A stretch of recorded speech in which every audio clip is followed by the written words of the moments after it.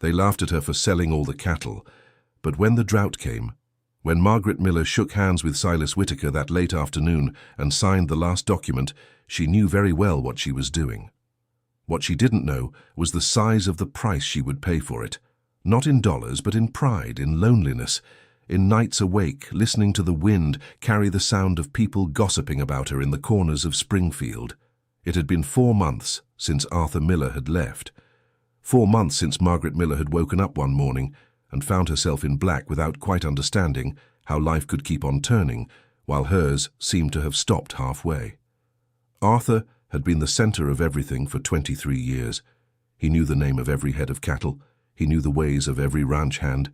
He knew when the land was asking for rain and when the sky was promising to deceive. She had learned a lot by his side, but she hadn't learned everything. Nobody learns everything about someone in 23 years, no matter how much they want to. What she did know was that the ranch was in debt. Not big debts, but enough to feel the pinch, and that the approaching summer had a different feel, a dry feel that she recognized in the smell of the air, in the color of the earth, in the way the ants walked in double file as if they were getting ready for something. Only she recognized that feel. That was the problem. When Randall Miller arrived at the property for the first time after his brother had left, he came well-dressed, with a wide smile and a way of looking at the gates and pastures that Margaret knew well. It was the look of someone calculating what they were going to inherit. Randall was her brother-in-law. He had Arthur's blood, but he had never had his brother's character. While Arthur had built everything with his own hands, Randall always thought the world owed him something. "You won't be able to run this alone," he said without apparent malice, but with that soft voice that hid a lot. "I can help you. We could form a partnership. I handle the outside part. You take care of the house." Margaret looked at him and didn't answer anything at that moment. She just thanked him for the visit. But that night, sitting on the porch with Mrs. Eleanor, her 71-year-old mother-in-law, who had moved to the ranch after what had happened, Margaret told her what Randall had proposed. Mrs. Eleanor had short white hair, hands full of sun marks, and a pair of brown eyes that saw far. She crossed her hands in her lap, looked at the sky with all the stars open, and said, "Randall doesn't want to help you, Margaret. He wants what Arthur built. You need to decide, before he does, what you're going to do with this place." That sentence planted something inside Margaret. Not courage. She already had courage, stored away in places even she didn't know where. It was clarity. From that night on, she stopped asking if she could. She started asking how. She spent 3 weeks doing accounts, waking up early, looking at the sky, talking to Jeb, who was the foreman and knew the ground of the ranch as if it were an extension of his own body. Jeb was a man of few words, but when he said something, it was worth its weight in gold. "Mrs. Margaret," he said one morning, as the two watched the cattle grazing, "that horizon is bothering me. It's too dry for this time of year." She nodded.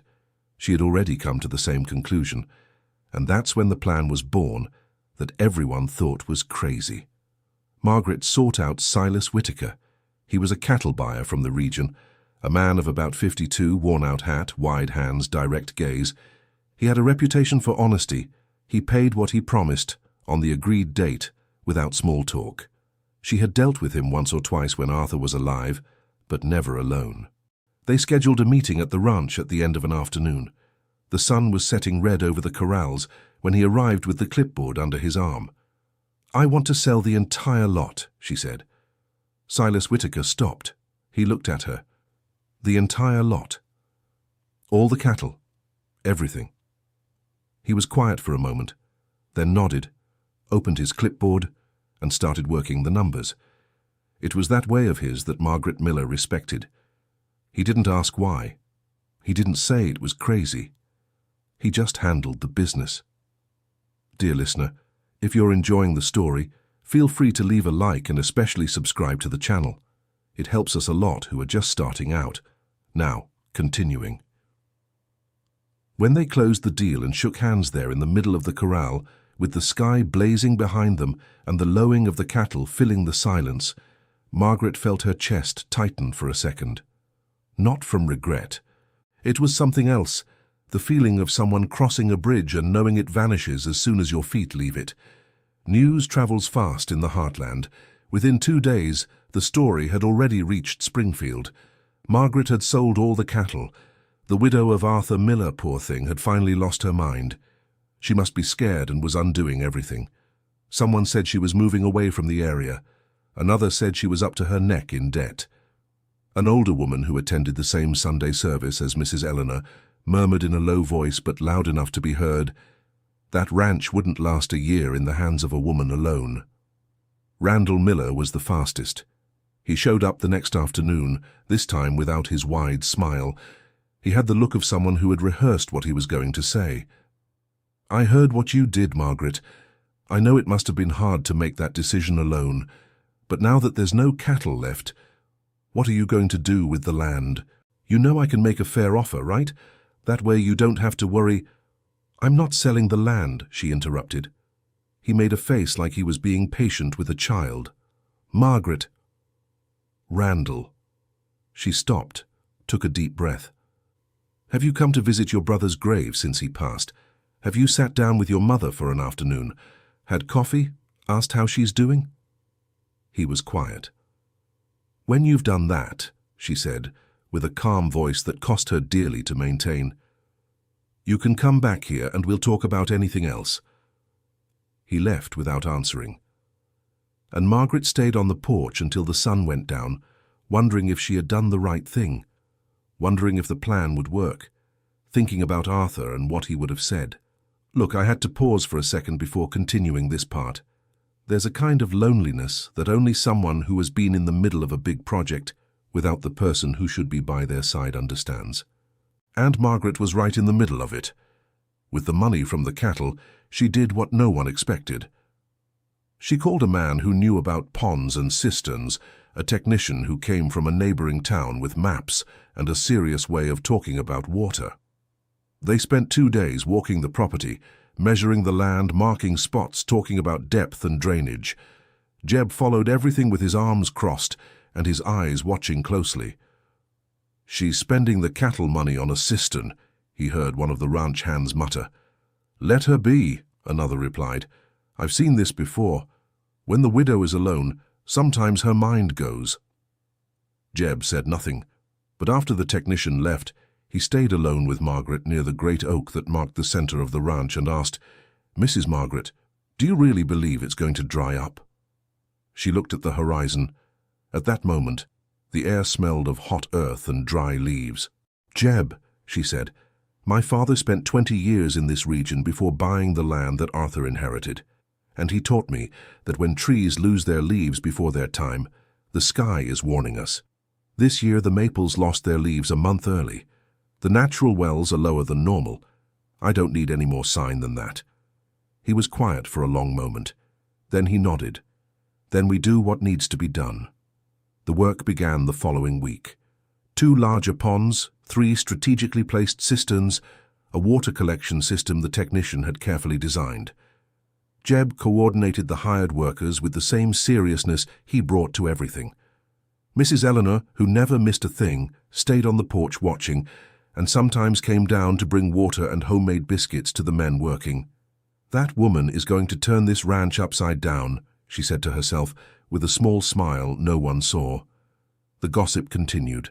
Margaret Miller heard bits and pieces when she went to Springfield for supplies or to pay a bill. People stopped talking when she walked in, or pretended they were discussing something else. She had learned to carry that without showing it. But some nights were harder, nights when she sat at the kitchen table after Mrs. Eleanor had gone to bed, laid the documents out in front of her, and stared at the numbers, trying to convince herself she had done the right thing. On one of those nights, when the doubt was particularly heavy, she heard footsteps in the hallway. Mrs. Eleanor appeared in the kitchen doorway with a shawl over her shoulders and her eyes alert despite the hour. "You're not sleeping," said her mother-in-law. "I'm trying." Mrs. Eleanor sat at the table uninvited, the way only people who already know a place very well do. "Margaret Miller, tell me something. Are you scared?" She thought about it. "I am." "Of what?" "Of having made a mistake. Of having spent everything on something that won't help. Of when the drought comes, if it comes, finding out I miscalculated something." Mrs. Eleanor was silent for a while. Then she said, "Arthur Miller made plenty of mistakes, you know that?" Margaret Miller looked up. "He messed up badly in '94, when he thought it would rain early and didn't clear the pasture in time.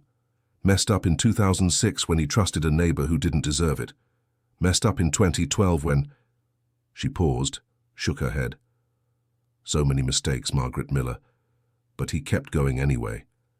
And he got it right, more than he got it wrong, because he kept trying instead of stopping. Margaret Miller felt her throat tighten. "You didn't just inherit Arthur Miller's land," her mother-in-law continued. "You inherited his way of facing things.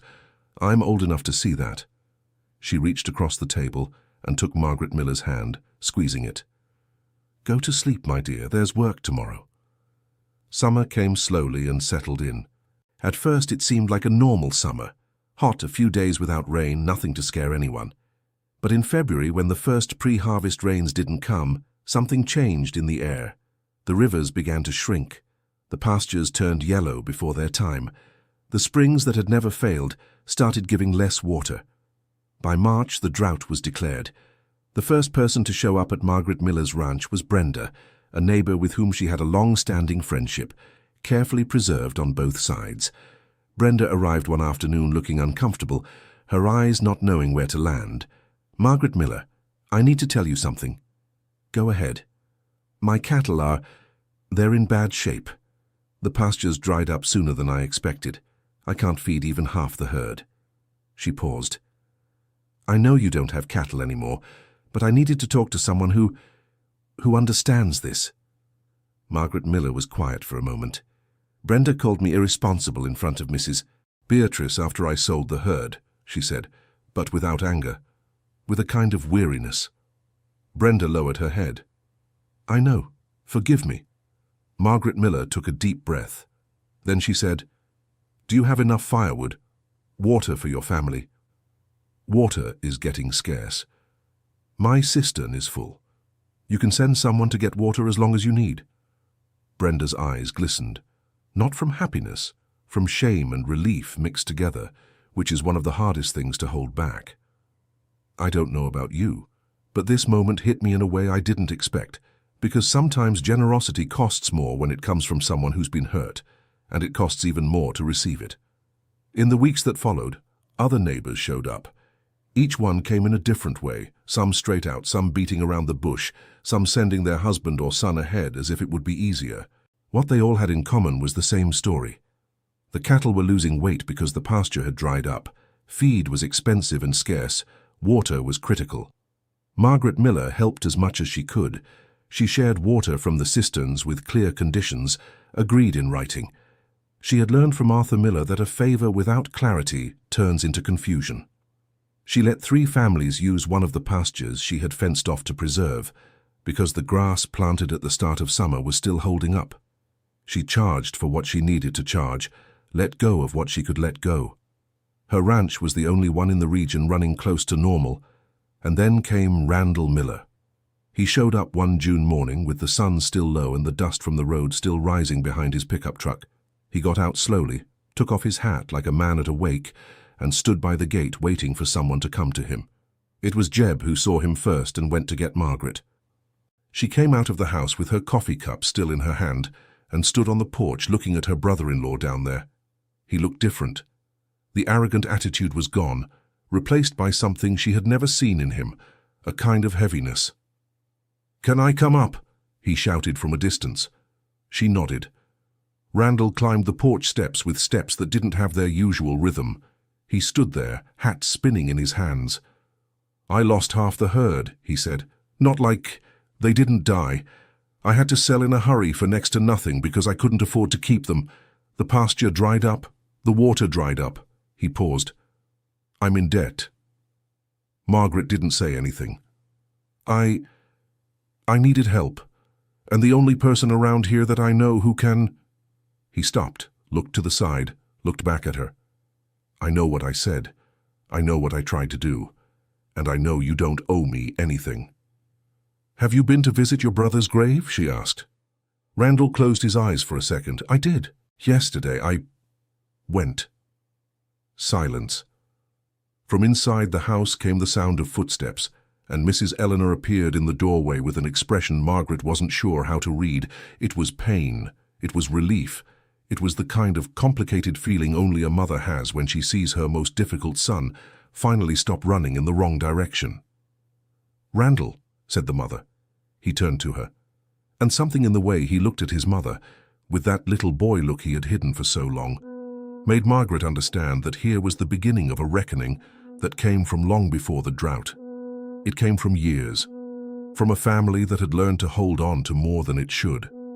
Dear listener, if you're enjoying the story, go ahead and leave a like and especially subscribe to the channel. It helps us a lot. We're just starting out.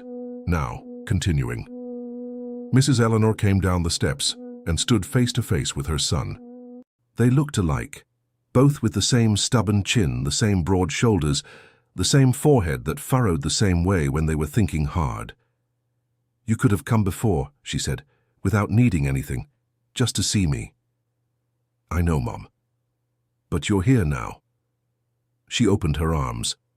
And Randall, at 50-something, and with all the pride he carried, stood still for a second before accepting his mother's hug in a way Margaret had never seen in him, like someone putting down a weight they didn't know they were carrying.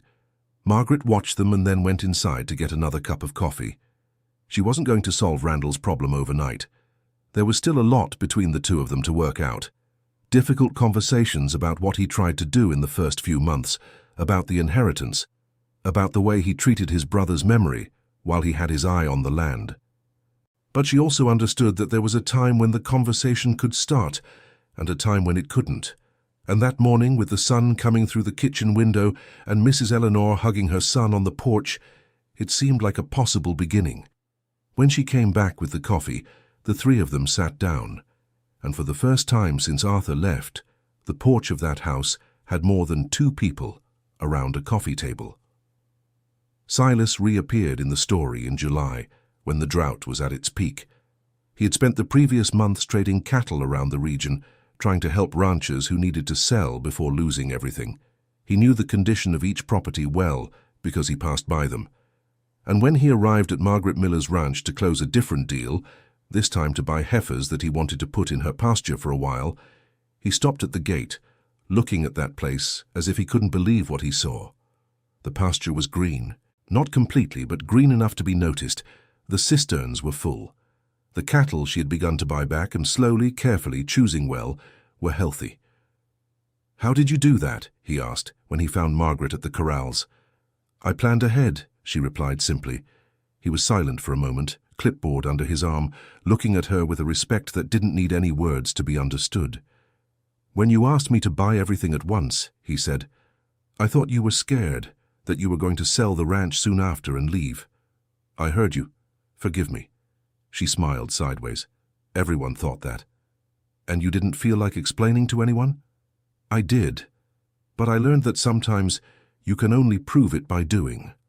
Silas opened his clipboard and laid out the terms of the new deal on the table. It was a different contract from the first. This time Margaret had the advantage in the negotiation, and they both knew it. But he had offered fair terms the way he always did, and that's why she accepted. When they shook hands to close the deal, with the sun setting on the horizon and the wind bringing a smell of earth still waiting for rain, Margaret thought about how similar that scene was to months before, the two of them in the corral, the red sunset behind the fences, and how completely different it was at the same time. In that first handshake, she was letting go of what she had to bet on what she believed. In this second one, she was reaping what she had bet. The drought lasted until September.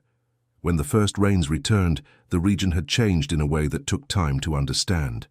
Some properties had partially recovered, others had changed hands, others were waiting to see what would come next. Life in the countryside is like that. It doesn't wait for you, it moves on, and those who don't keep up get left behind. Margaret bought back the cattle she had sold little by little over the following months, respecting the pace the ranch could absorb. Jeb stayed by her side as always, managing with that quiet seriousness that she had learned to trust more than any fancy words. Mrs. Eleanor stayed on the porch every evening, watching the sun go down, with a cup of coffee in her hand, and that look of someone who has lived long enough to know how to separate what matters from what doesn't. And Randall gave her trouble, like everything that needs fixing after a long time gives trouble. There were difficult conversations. There were nights when Margaret wanted to close the door and not open it again. But she thought of Arthur, the way he had of not giving up on the people he loved, even when they deserved to be given up on, and she kept opening the door again a little at a time. Little by little, Randall began to understand. Not all at once. True understanding never works that way. But he began to grasp that the ranch belonged to Margaret Miller, that she had saved what could have been lost, and that the best thing he could do was be the kind of brother-in-law his brother would have wanted him to be. It took time, but it did. On a Sunday in October, when the rain had finally come back for good, and the green was covering again what had turned brown, Brenda went to visit Margaret Miller, bringing some homemade biscuits still warm, wrapped in a cloth. They sat on the porch for a long time without needing to say anything important. Sometimes friendship comes back that way. No ceremony, no speeches, just a presence that fills the space that had been empty. "Did you know from the start?" Brenda asked. "I had my suspicions. I learned to read the land from my father." Arthur filled in what was missing. "And you weren't scared?" Margaret Miller was silent for a while. She looked out at the pastures that were coming back to life, at the pens where the new cattle were getting used to the smell and the space, at the house that had survived a hard winter and an even harder summer. "I was very scared," she said, "every day. But the fear never outweighed the certainty." Brenda nodded slowly, like someone saving that line for a moment when she'd need it. And maybe that was exactly it. The lesson Margaret Miller had learned not from a book, not from advice, but from nights spent doing the math, from bets made with a racing heart, from a hand held out to the sky trying to feel if the rain was coming. That courage isn't the absence of fear. It's the decision to keep going anyway. Would she have made it if Jeb hadn't believed in her? If Mrs. Eleanor hadn't stayed? If Silas Whittaker hadn't been honest? Sometimes I think about that. We only pull things off when the right people are by our side at the right time. And Margaret Miller had that. Not a lot of people, but the right people. The sun that Sunday went down slowly over the ranch, painting the sky orange and red, as if the horizon had caught fire in the most beautiful way there is. Margaret Miller stayed on the porch until the dark closed in completely, with her coffee growing cold in her hand, smelling the wet earth that promised a harvest. And for the first time in a long time, she wasn't thinking about debt, or Drought, or Randall, or business. She was thinking about Arthur, and smiling. End of story. I keep thinking about how many times we hear a story like this and find ourselves in some piece of it. In the moment of doubt, in the weight of carrying on, in the feeling of betting on something only you believe in. Margaret Miller wasn't absolutely sure of anything. She just had a reading she learned from someone she loved, and the courage to act before the world demanded it.